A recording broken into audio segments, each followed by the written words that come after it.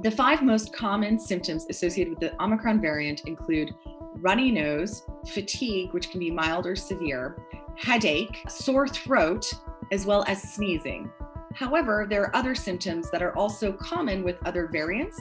These include coughing, shortness of breath, fever, muscle aches, as well as loss of smell, although this is less common with the Omicron variant. Omicron is different than other variants because of the mutations, 32 mutations around the spike protein itself, which means that it has changed shape and is better able to enter the cells of the body and replicate faster, replicating 70 times faster than previous variants, and has a higher ability to reinfect.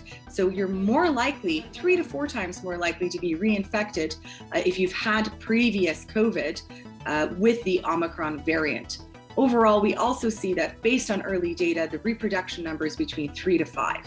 The existing vaccines still do help protect against severe symptoms of Omicron, but we are seeing much higher rates of breakthrough infection with just 2 doses, which is why it's very important to get a booster jab as well.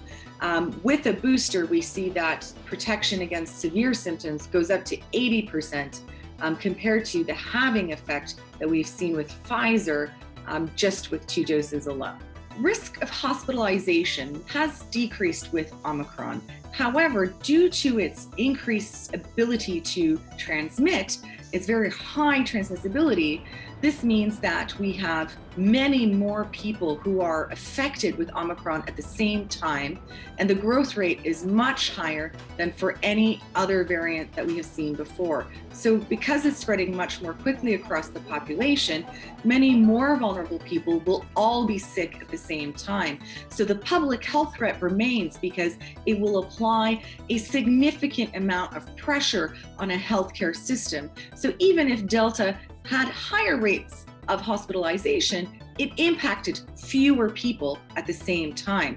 We will see that younger people may have milder symptoms, but those with underlying conditions and the elderly will still be at a greater risk of hospitalization with Omicron and can develop complications. This overall, if we look at the advantage that is given by it being milder, is essentially canceled out by the sheer rate of growth.